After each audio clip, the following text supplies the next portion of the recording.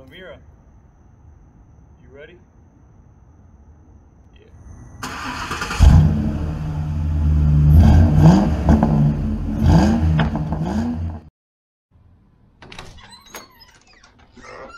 What's going on, everybody? Thank you for tuning in to Amira, Queen of the Streets. If you're new to this channel is based off of a 2008 Ford Crown Vic P71, baby. That's far away from a P71, but today we're actually going to focus on the 2011 Lincoln Town Car Executive L. For those of you that have alternator burnout issues, a really odd plastic burning smell throughout the cabin, this is for you.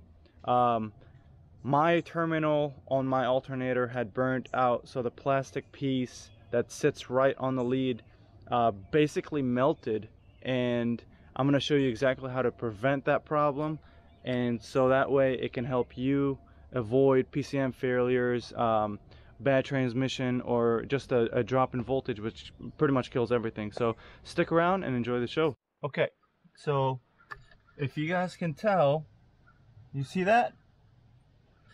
This nut here came loose. That nut inside came loose, and it fried the alternator, where on my phone was reading 12.7 volts running, where it's supposed to be 14.1. I come and find out, I touched this guy running, just touch it like that, and sure enough, burnt completely. I think it was maybe 600, 700 degrees. I mean, it was running rough. So I'm gonna go ahead and hit AutoZone. It's got a lifetime warranty on the alternator. It'll come with the nut, it'll come with the lead, and hopefully that will fix the problem. I'm not sure if AutoZone provides these nuts on these cars, and the 140 or 50 or whatever amp this one is versus the 200 amp on the P71s, they're different because the P71s have a thicker lead to it, where the nut is bigger, but on the regular ones it's thinner because it doesn't provide that much voltage. Okay, so we start off by the battery terminals off. We start off by taking the serpentine belt off. Let me tell you, this pulley is a pain in my ass. Okay.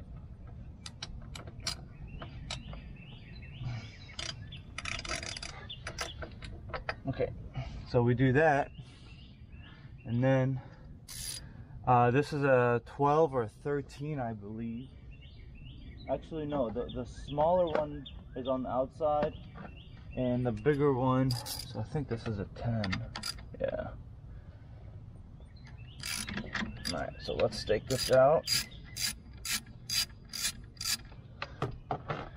We do that. Put this guy somewhere safe, right? And then the nuts are 13. So for the alternator, we take this guy here. We hit it a little bit, and they're not that tight, only because I actually took it out last night in the dark. Damn. Alright. You don't have to take the entire bolt out because it only hooks up to the engine. So you take it out a tad.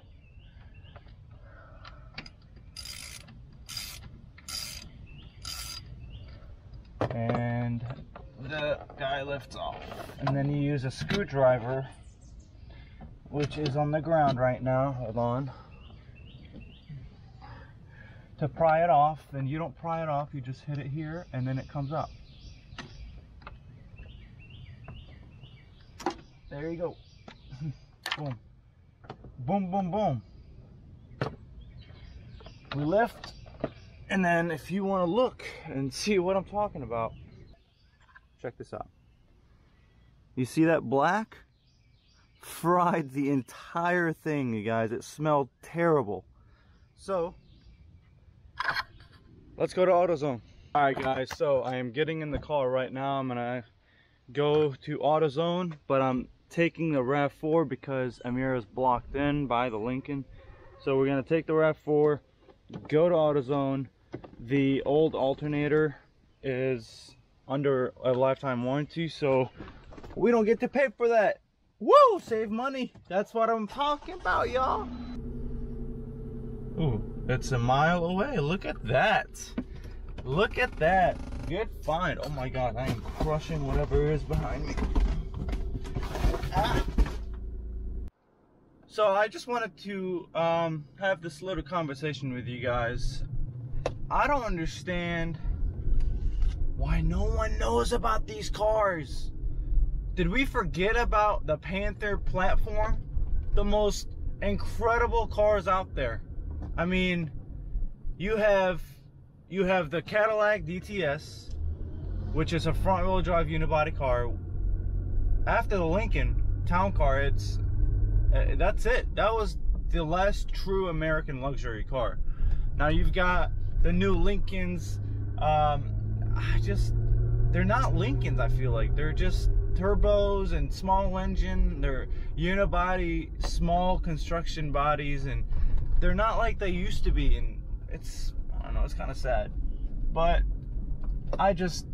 what I'm trying to do is I really want people to realize they are overlooking the Panther vehicles. I mean, back in the day, if you wanted a Lincoln luxury car, if you just wanted a luxury car, you had to look at the Lexus LS 400, 460s. You looked at the 5 Series, the 7 Series, and those were like 70, 80 grand. Why did you, the Lincoln Town Cars, man, did we overlook those?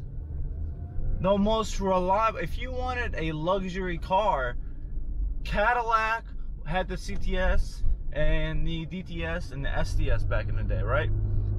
They had the Escalade, which was only, I felt like, was like hip-hop artists only drove them, and you know, they drove Hummers and the Navigator and the Aviator, which were great trucks. I'm not sure about that anymore, given they're basically EcoBoost engines. That's here nor there, but man, the Lincoln Town Car, driving the Lincoln Town Car is like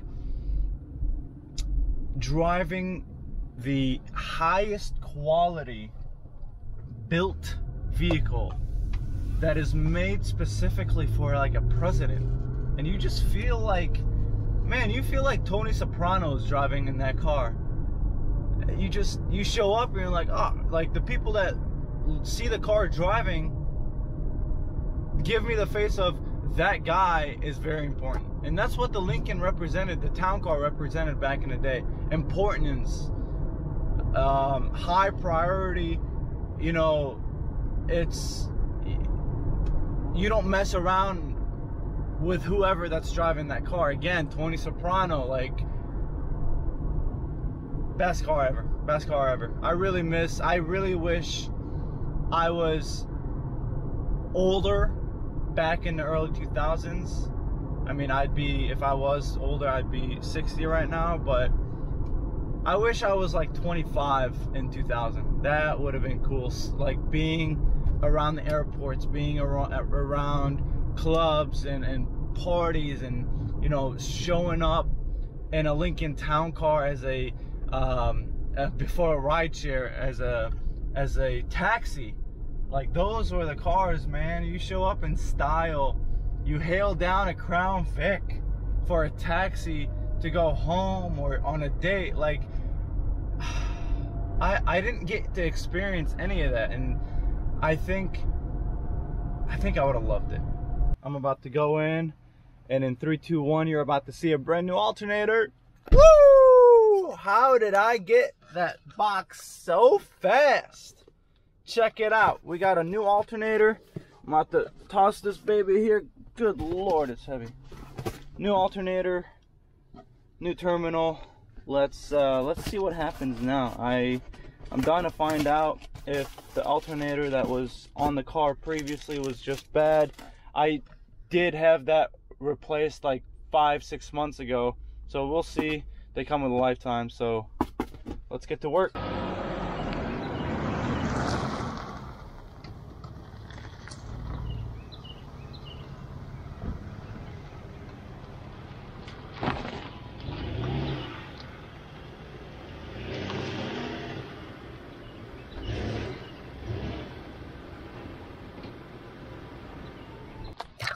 All right, everybody, I am back.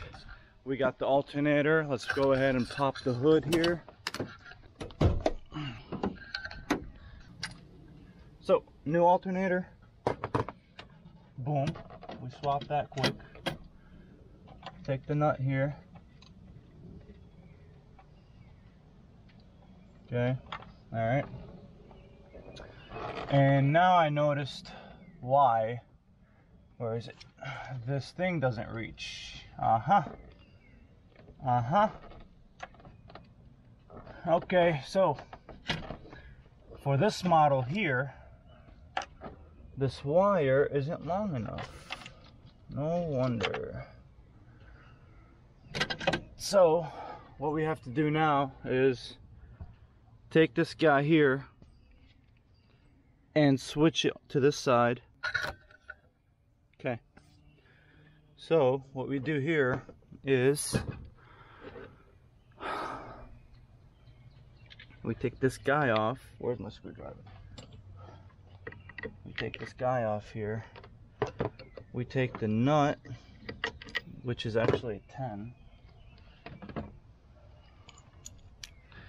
I'm not sure why the old one got fried. I'm not seeing any sign of... The battery is brand new. It's from Costco, interstate battery. The right CCA for the car.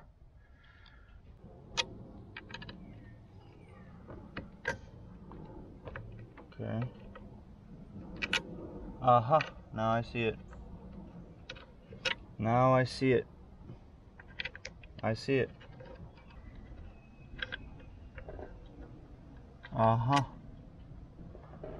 So let's go look at Amira and her alternator and see how different it is to this one. This one, she doesn't have a big old alternator. She just has the regular stock one. Alright. It's the same wire.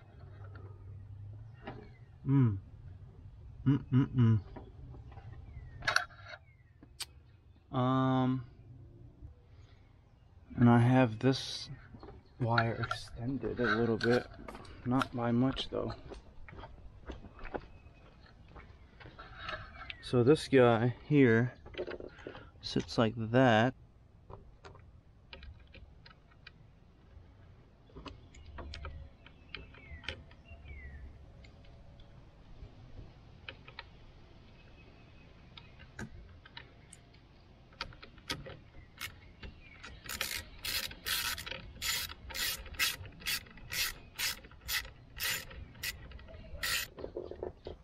Okay.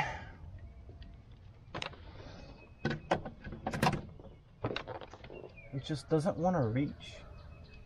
It does not want to reach. Alright, let's run it the other way. Alright, no, that doesn't work. Is it jammed somewhere? It's jammed underneath the exhaust manifold.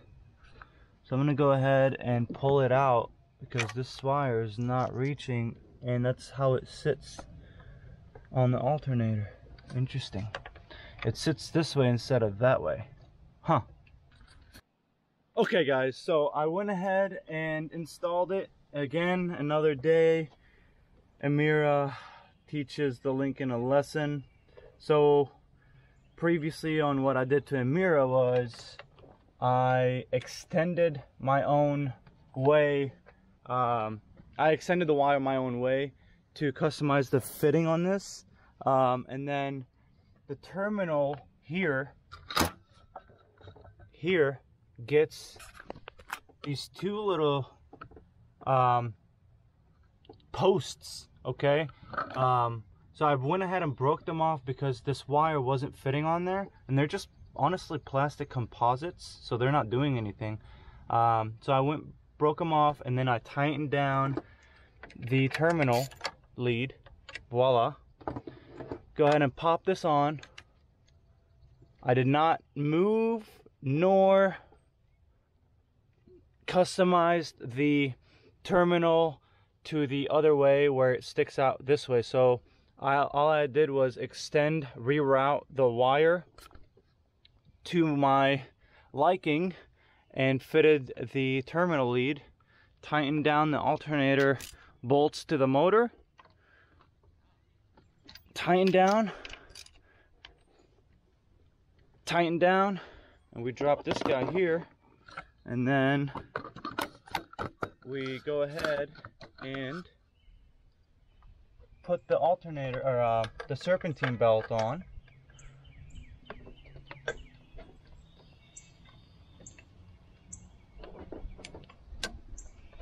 Tight. Hooked up, you make sure that all the lines are following on all the power accessories and power steering pumps, water pumps, and that is it.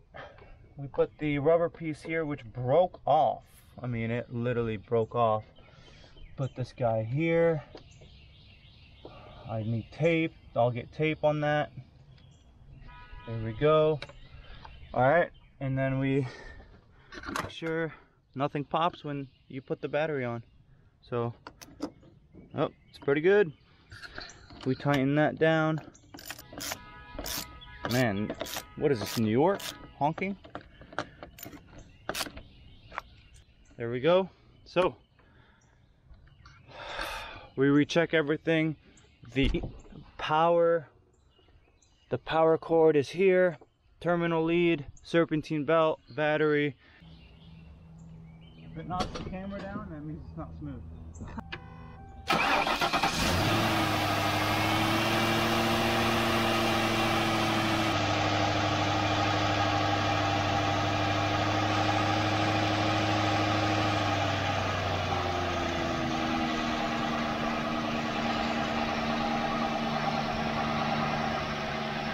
So earlier on the other alternator, it was smelling.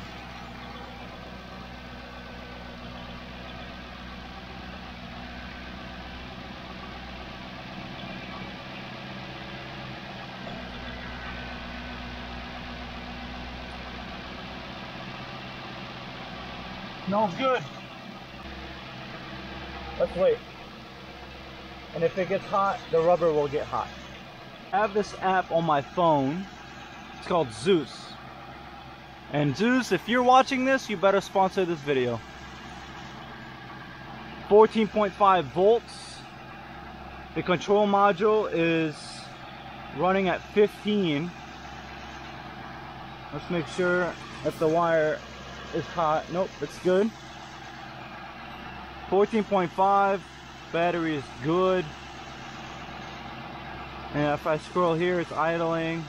And then here it reads my RPMs, total revs at 14.5.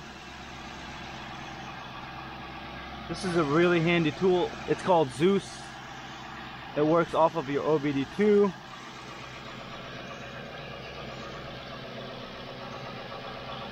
Yeah, that's good. Good post. Still at 14, 15, it's holding. Coolant's at 124. I'm gonna go ahead and give it some gas.